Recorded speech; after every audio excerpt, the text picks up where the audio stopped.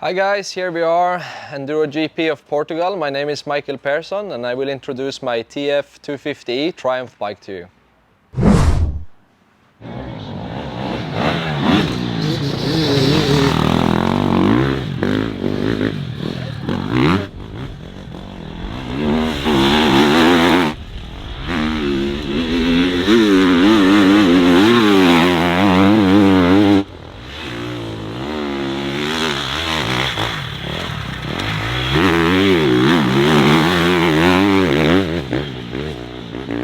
So I've been in EnduroGP for quite a few years now. I started back in 2013 with the 125 and made quite a few years 125, and actually I was world champion in the 125 class in 2015. After that I had a few more tough years. I actually walked away from the GP for a few years, for 3-4 years, and I had a nice comeback story in 2022 where I got the deal again to come back into the GPs, and since then I've been riding, now EnduroGP. I have some good results. I've been twice world champion in the E3 class, 22 and 23. Last year a bit of injury was in play, but this year again we are back, and with the backing of Triumph, with the new team, so I'm really excited for that. So far this year we had a really good season. We have made some really strong results. If we go back to the start of the year, obviously the winter time we make a really big project with the bike when it's a complete new bike, and for me also coming from different brand before, I had to learn the bike and we had to make step by step during the winter, also for me to come back from the injury with a lot of training. But I felt like we did a really strong winter. We developed the bike a little bit, not so much, just to every time know the bike 100% step by step.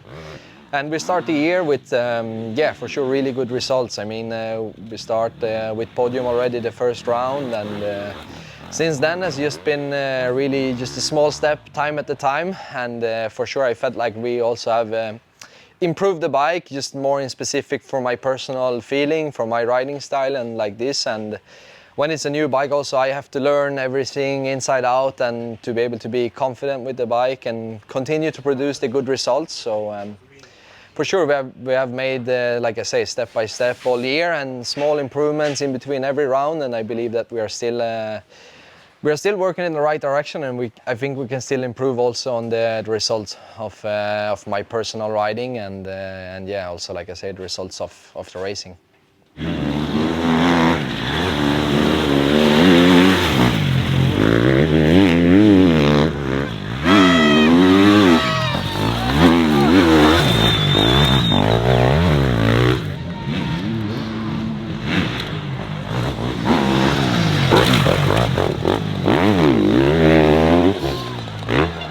So a couple of weeks ago we had the international 6 days of enduro, and was the first time with the Triumph obviously, and for me being my own mechanic for the 6 days of racing, and was really nice experience for me. We make also with the team Sweden we make a really strong job. We finished second in the trophy class, and for me personally I finished fourth in the individual standing. So it was a really good race, and with the bike I have absolutely no issues all the 6 days. I just check some bolts, maintain, change the filter, and honestly I'm really happy for this, because it kept a lot of stress off me. And like I say, we didn't do much, just control some small things, change the oil, and to be a new bike I believe this is a really good sign to be able to race 6 days in a row without to have any problems or anything that really happened at all. And also for sure it helps if you don't crash so much, so I tried to stay on 2 wheels to keep everything in place,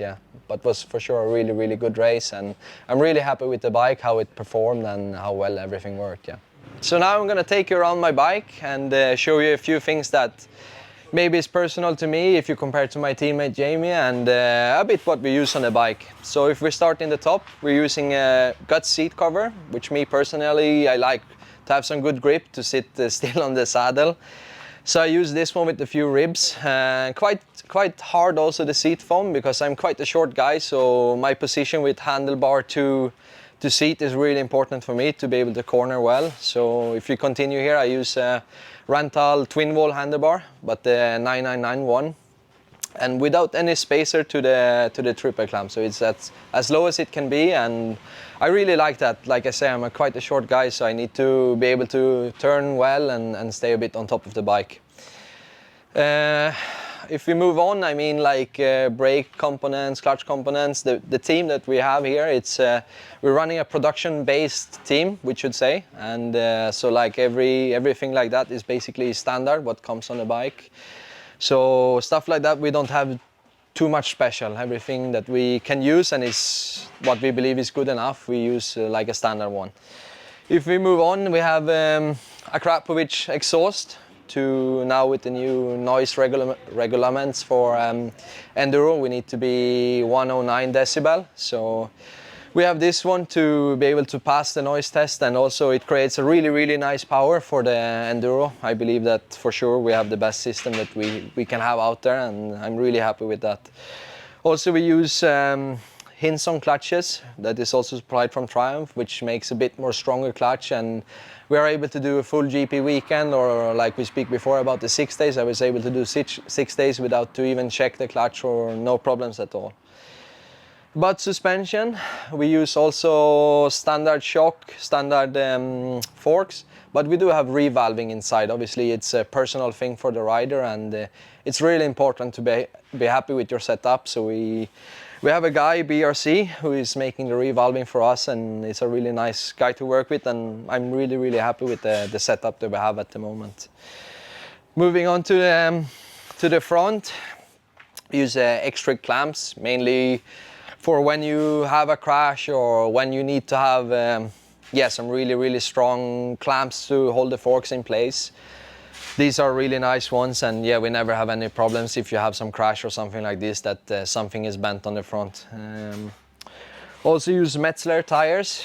This is the one that I really like, and I use all the time. I never change compound or nothing on the front, and yeah, I'm really happy with that one. We use also Hahn wheels, some really strong ones. Again, going back to 6 days, I didn't touch a spoke or nothing. I only control, but everything stay in place for the full 6 days of riding, so for sure it's really strong. On the brake sides here, I said before that we are using standard components, but the disc, I do like one that is a bit more aggressive. So here we are using products from Galfer. This is called the floating wave one, I believe, and yeah, it makes a bit more aggressive front brake, which I like. And if we move on to the back, here again is a Galfer disc, but a different one, which is not really as aggressive, and yeah, a bit slightly different.